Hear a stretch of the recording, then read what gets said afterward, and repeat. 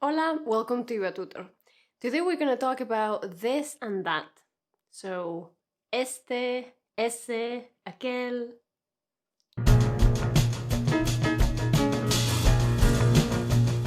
So first let's see what we use these for.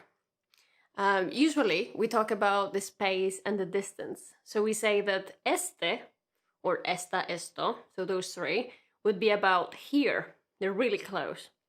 Ese, esa, eso would be about a little bit more far away. And those two are the ones that you have in English. This and that. Here and there.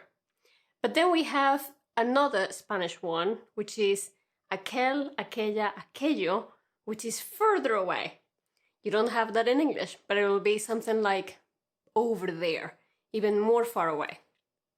However, we don't talk about the time function enough. I think if we talk about this and that in English, you can see that we use it as well for time. So that means if I have a conversation, I would say that this conversation is going really well. I use this because it's this one happening right now, is the recent one, is the one happening now. If we had a conversation last week, then that conversation went really well. I'm going to use that instead of this because it's that one a bit more in the past. So it's the same with these three rows of words that we have now in Spanish. Este, esta, and esto are going to be used for here, but also for now, or the recent ones. We're going to have the masculine and the feminine with all of the three versions or distances or levels. So we're going to have, for example, este is the masculine, esta the feminine, and esto the neutral. We are on the singular type right now. Este is going to use the E because we're using the O for esto, the neutral one. So este and esta, easy. You're going to choose este or esta depending on the gender of the noun, just as you use el or la. If I want to say this house, it'll be esta casa, because house is feminine. But if I want to say this garden, jardín is masculine, so I'm going to say este jardín, este jardín. The pronunciation actually is quite important. Este, esta. So at the beginning of the word that we have that emphasis. Este jardín, esta casa. And then what happens with esto? Well, esto is a neutral. So we use it for this thing. It's a thing that we're not giving a name to or that we're not really sure what it is. So it's neutral because we don't know if it's feminine or if it's feminine or if it's masculine. We go for the neutral one. An example would be, esto es increíble. No quiero escuchar más. This is unbelievable. I don't want to hear anymore. I don't want to hear anything else.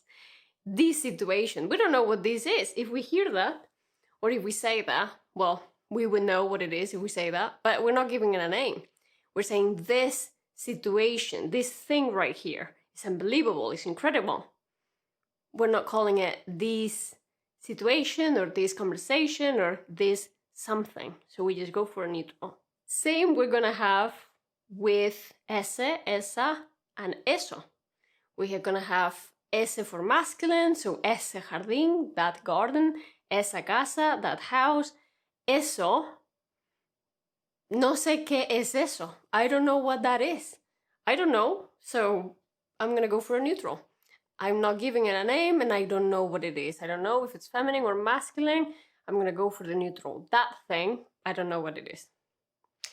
Now, when we have the plural of these two, so this becomes these and that becomes those, we have a weird thing going on because we have two versions, the masculine and the feminine. We don't have any neutral. But that makes sense because if you knew that that thing is plural, then it wouldn't be an unknown anymore. It's not a neutral anymore. So what happens is that, and this is confusing, you can have estos and estas, esos and esas. So esos, esas, estos, estas. You don't have estes or eses. You're gonna go back to the O. So we're we're not using the O anymore for the neutral, so we're using it in the masculine form again. We go back to the normal. O for masculine, A for feminine. Esos, esas, estos, estas. For example, estos documentos necesitan ir a la impresora. These documents need to go to the printer. Or esas cajas son muy importantes. Those boxes are very important. Now, when we talk about the aquel, aquella, aquello, we have the same situation. Aquel is the masculine one, aquella is the feminine, and aquello is the neutral. So, as we said before, this would be something that is even more far away than there, even more far away than those or that. But also we're going to use it for time. So in this case, this will be when it's something back then, like a memory, something quite far back in the past. So, for example, if you're remembering something about a holiday, ¿recuerdas aquella paella que comimos? Do you remember that paella we ate in Valencia back then in a holiday 15 years ago or 5 years ago even? It'll be a memory, something that is, again, in the past. Or if it's distance, if it's space, it'll be something that it's quite far away, or sometimes we skip the middle one, to be honest. Sometimes we go from este to aquel, just to emphasize. We don't go through that. We go from these to that over there. But it's the same idea. It's either space or time. If you have trouble understanding when to use this one, because we don't have it in English, I would say if you can say, or it sounds good to say over there or back then probably it's going to be aquel, aquello, aquella.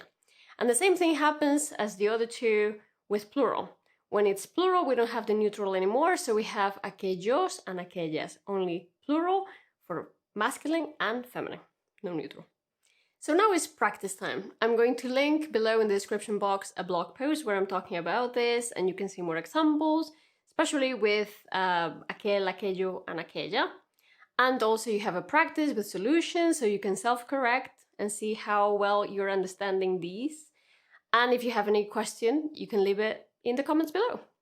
I hope I helped, and hasta pronto. See you later. Ciao!